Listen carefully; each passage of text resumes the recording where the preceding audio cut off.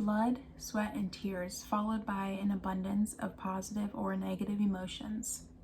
Childbirth alone can be extremely terrifying. Leaving the hospital, a new life begins. New schedule, dynamic, and so much to learn. After pushing a human out of your body or being cut open 7 layers to deliver your baby, one is expected to continue life as if nothing happened. At least that is the message the United States government is sending to new parents or those who one day wish to become parents. Doctors and medical professionals recommend a minimum of 6 weeks to recover after childbirth, as I was personally told while pregnant. The bills, bank statements, and debt are saying there is no way to take off 6 weeks. Even when putting money aside to prepare for a child, things come up and expenses get tight. By federal law, it should be mandatory for employers to provide paid maternity and paternity leave at a minimum of 6 weeks. States are able to add their own laws regarding paid parental leave, but over half of the states do not have any further mandates past the FMLA unpaid 12 weeks.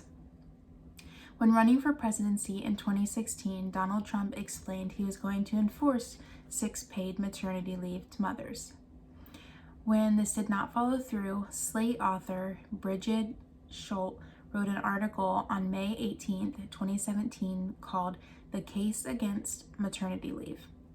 Within this, she stated an absurd, incorrect statement by saying, "But let's be honest, paid maternity leave is a bad idea." I completely disagree with this statement for many reasons, but most importantly, the abundance of benefits that come from providing paid maternity leave for employers, not for employees, on not only the mothers but the children too.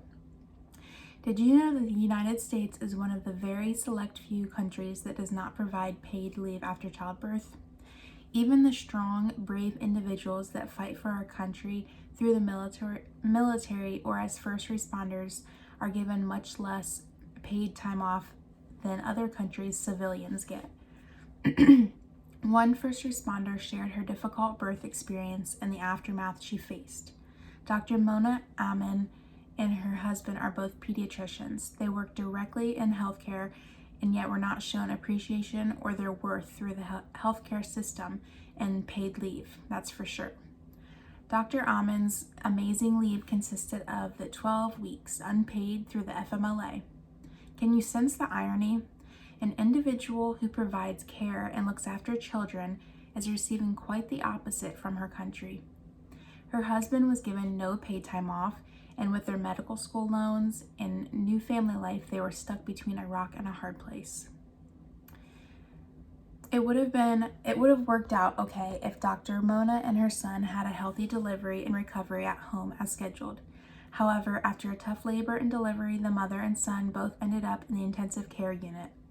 The money that they had long saved in preparation to cover the bills was little to nothing when they were thrown the cost of 2 individuals being in the ICU. They were then stuck to only getting by Dr. Mona's husband's paychecks. A time when the mother and baby should be recovering, bonding, and sharing a beautiful experience turned into one of stress and an abundance of calls.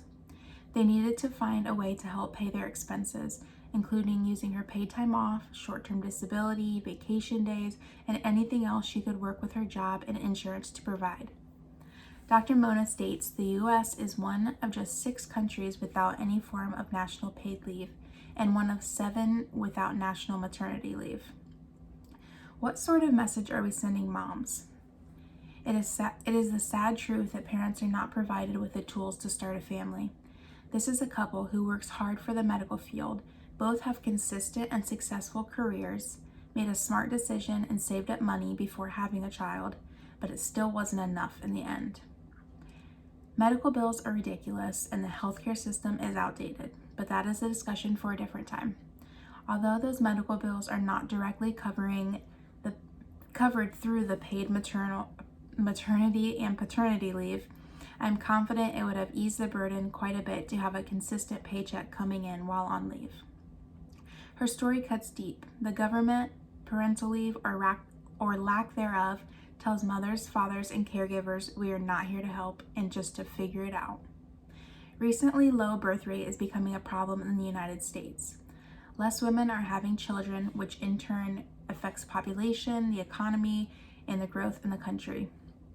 Some believe this may stem from lack of paid leave. Forbes author Kelly Ann Smith mentions a lack of federally mandated paid parental leave may also be a contributor to a declining birth rate in the United States. Smith also mentions a study that was done that revealed 39% reported not having enough paid family leave time as a barrier to growing their family.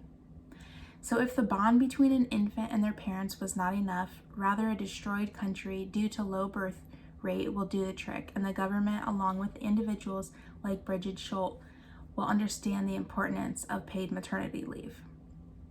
One issue that many articles focus on is the outdated reasoning behind why there is not a mandated maternity leave. During World War II, women did both the work and came home to their children. After the war ended, the women often stayed back home while the man worked.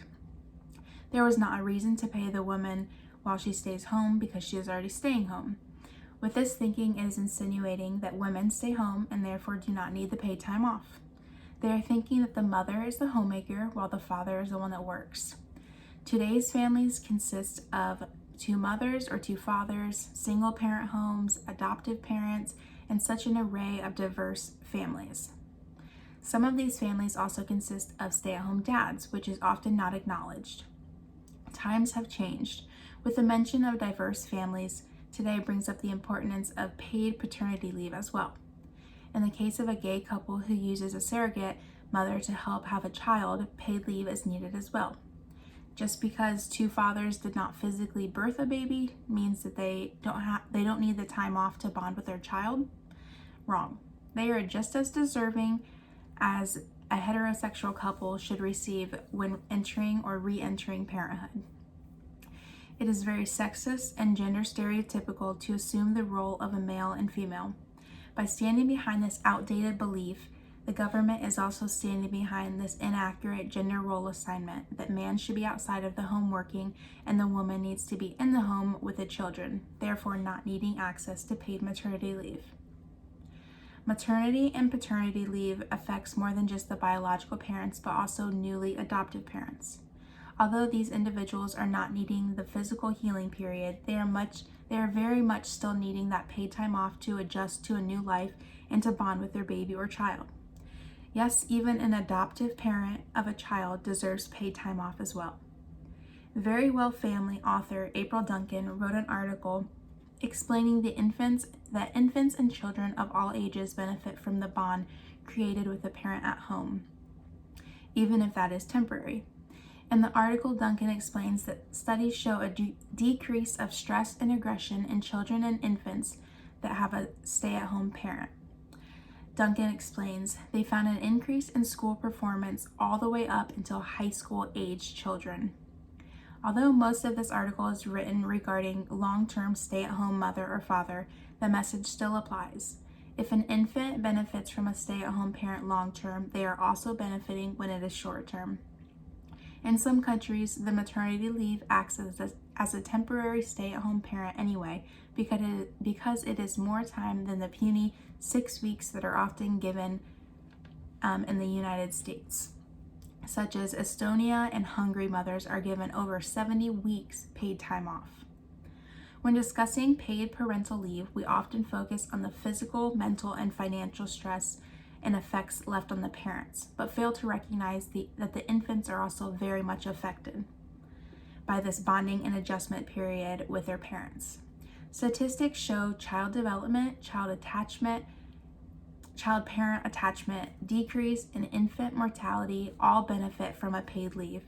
There is an abundance of beneficial reasons that coincide with staying home for long periods of time after having a baby or adopting. The Center on Budget and Policy Priorities does an excellent job at explaining just a few of these benefits. In an article called A National Paid Leave Program That Would Help Families, Kathleen Romig and Kathleen Bryant mention providing new parents with paid time off to care for newborn or recently adopted children contribute to health development, improve maternal health, and enhance families' economic security. It is clear and evident that babies, children, parents, and caregivers excel when given the adjustment time, which alone should be the driving force behind a government-mandated maternity and paternity leave. Another article written by Harvard Review of Psychiatry states, "We found that paternity and maternity leave is associated with beneficial effects on the mental health of mothers and children, physical health of mothers and children, and the breastfeeding with an increase in its initiative and duration."